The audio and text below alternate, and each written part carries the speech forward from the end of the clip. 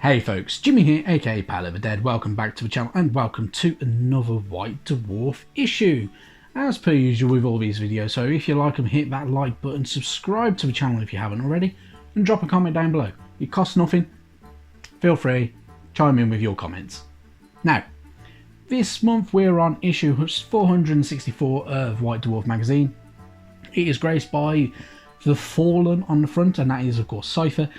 From the Warhammer 40k universe, and we have quite a lot of stuff to go through. So we have more information to do with Flashpoint Broken Realms, same with Warhammer's 40k's Flashpoint Caradron Warzone, and yeah, there's some undead stuff in here, there is some little tiny bits to do with Warhammer Quest, and a lot to get through, so let's get cracking. So, as per usual, we're going to start off with one of my favourite sections of White Dwarf magazine, which is the contact section, which is where people send in their photos of their minis, letters and all that type of stuff. But the photos and the minis are the main bit for me. So there are some really cool ones, so some Adeptus Custodes there as well, which are fantastic. I do like the Adeptus Custodes, very different. A lot of metal though used on those guys, which is the only thing that points me off painting them, because that is a lot of gold paint to buy. If you want to go for one of the regular colours. The Eyes of a Nine warband there as well, which are very, very nice. I do really like them. It's one of the warbands that I haven't picked up. The same with Zarbag Gits, which are just there. Two other warbands from Underworlds that I have not picked up, and I should really get my hands on them at some point. Then we've got some pretty cool bits. So we've got a converted Mortarion, which is really, really nice. I do like the way that base has been done. It looks really, really cool. It looks really, really interesting, and it looks very, very grimdark in a way as well. But all those squigs as well. Those squigs are pretty cool. The idea of having bright pink squigs is a little bit unusual, but really, really good. I do like them. I do quite like the look of them guys. The same with these converted troops as well for the Astra Militarium as well. Really, really good. I do like them. I like the look of them. They have a pretty cool, interesting look, and they're all a bit different. Very bright, very vibrant. It's nice to see some very, very bright coloured Astra Militarum models as well, which is quite cool. And then we have an awesome Legio Custodes Contemptor Galactus Dreadnought, all painted in non-metallic metal paint as well. So very, very well done. I like the way the contrast of light is kind of balanced out with it. So with a shield kind of casting a shadow, keeping everything in the dark, makes it look really, really cool. It makes it look quite unique, and that there's a lot of light reflecting off it, which is really, really cool, and I do really like that. And of course, there's a Gotrek Gurneson just there. So Gotrek, if you haven't already, or you don't even know about Gotrek, Gotrek is of course one of the most famous slayers from the old world, and pretty damn cool. He is also available in Mortal Realms kind of categories now, as kind of a legendary hero that came out of the void and back into the realms, everything like that. And it's a really, really cool model as well with that one. Moving on to Warhammer 40k, we have the Tale of Four Warlords, which is Space Marines, Necrons, Sisters of Battle and Orcs, and they are really, really cool. I really, really like the Sons of Medusa. I think they look a really, really nice scheme. I love this camo scheme as well that's been done for them as well, which is a really, really, really good idea and really, really nice. I do really, really like that colour scheme. It is probably one of our favourite colour schemes for the Space Marines. In all honesty, I genuinely, there's not much I can fault with them apart from the fact that they are Space Marines, so they are very, very generic. But I do love that camo scheme. That camo scheme is absolutely fantastic. The Necrons are really cool as well. That contrasting silver and blue, and that kind of blue hues going through everything, and that is just, yeah, it just stands out. It makes it look fantastic. It makes it look really, really cool. Really, really good stuff. I really, really like them. They look pretty damn awesome.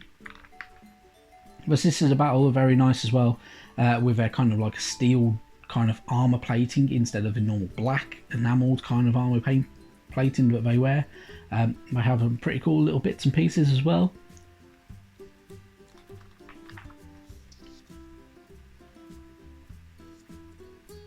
they have some really cool little bits and pieces as well, so they're really, really good. Really nice models with them ones. And then we've got these orcs as well, which are very pale, kind of sickly looking orcs. They look really nice. Yeah, they're pretty cool. I quite like these orcs. I'm not big into orcs. I'm not big into Space Marines, but the Space Marines and the orcs from these few pages have been really nice. I must admit, they're probably definitely the better ones that I've seen for a long time. Sticking with Warhammer 40k, there is the Index Hereticus about the Fallen. So the Fallen Angels began on Caliban, which is the lost homeworld of the Dark Angels. They are heretical, they are traitors to the Space Marine cause, but it's nice to see this lore about them. The lore is actually pretty cool. They look very nice. The models themselves look pretty cool, and the idea behind them seems really good as well. So it's nice to see a lot of this type of stuff. And then we've got information about the cover star, which of course is Cypher. The enigmatic fallen angel known as Cypher is hated and feared more than any other quarry of the Dark Angels. So the Dark Angels do fear him as one of the main the fallen angels, as he generally appears all over the place, and he generally just, does a lot of kills.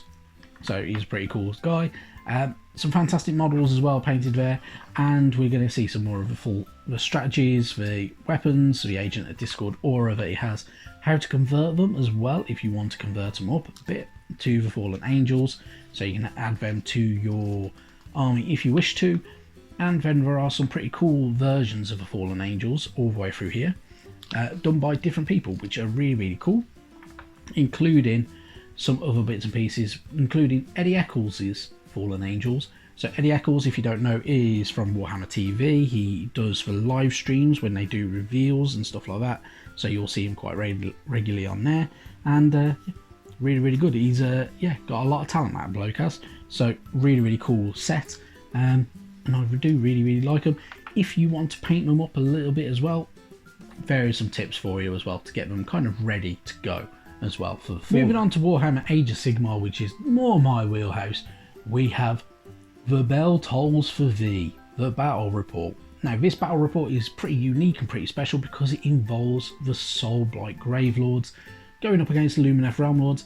Really cool stuff, featuring a lot of the new Soulblight Gravelord models, so the ones that have just been released and some that have not quite been released yet, including that new White King on Skeletal Steed.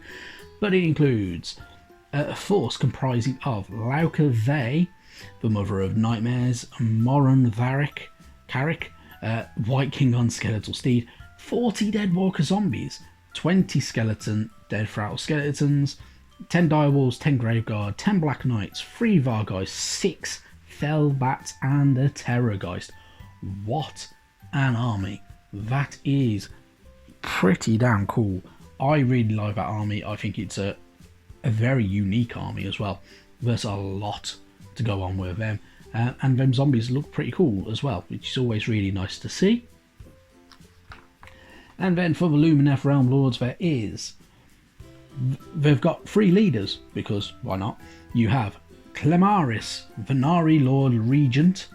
You have Aendale, Sinari Caligrave, Baidala, the Hurricane Windmage, 10 Venari Alluran Wardens, 10 Venari Blade Lords, 10 Venari Alluran Sentinels, 5 Hurricane Wind Chargers, 5 Venari Dawn Riders, a Hurricane Spirit of the Wind as well, which is just up there.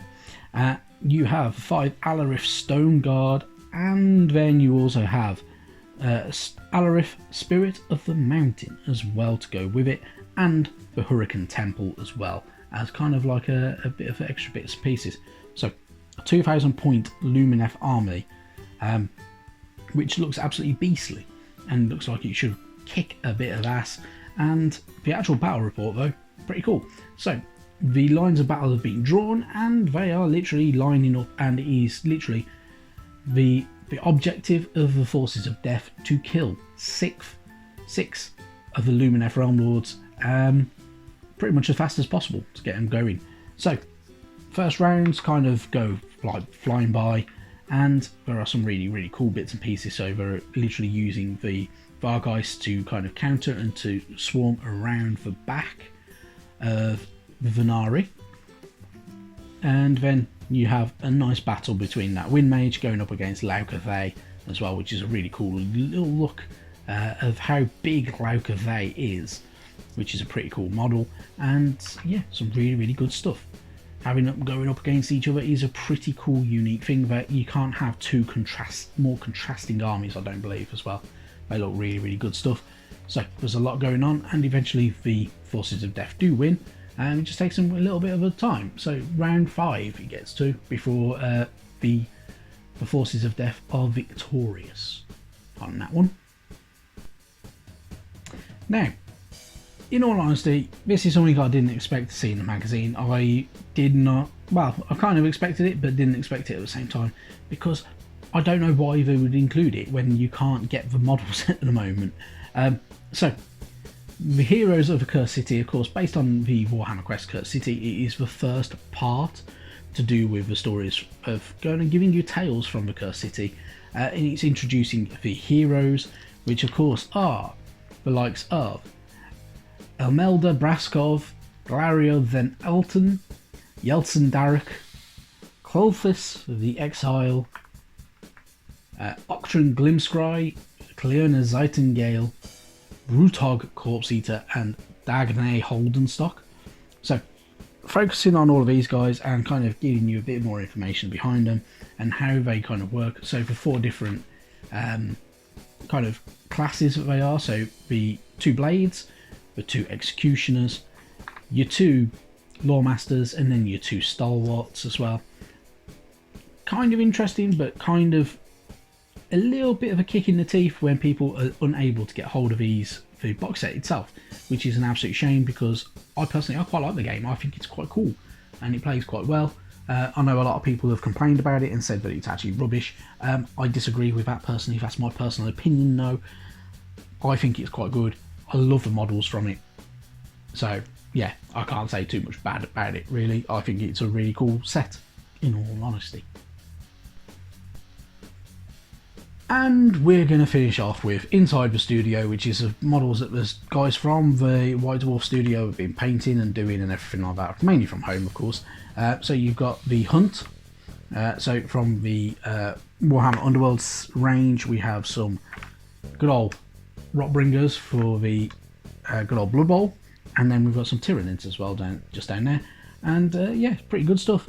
The kind of a lot going on. There's a lot nice stuff that these guys do. They do pretty well with it all. Be nice to see some more of it, but obviously not a lot going on. And then we move on to what's coming up next month. So next month, the next issue is on sale the 18th of June. I will try to get it on, do a video on launch day. Hopefully we'll have better 2021 as well, with more kind of games being available and everything like that. And obviously more models to come. Should be some really good stuff. It'll be nice to see what's going on with a lot of what else is kicking off in the worlds of Warhammer. But for now, thank you very much for watching. If you have liked this video and you've watched it all the way through to the end, hit that like button, don't forget about it. It does help the channel massively as well. And thank you very much for watching, and I'll catch you next time. Bye bye now.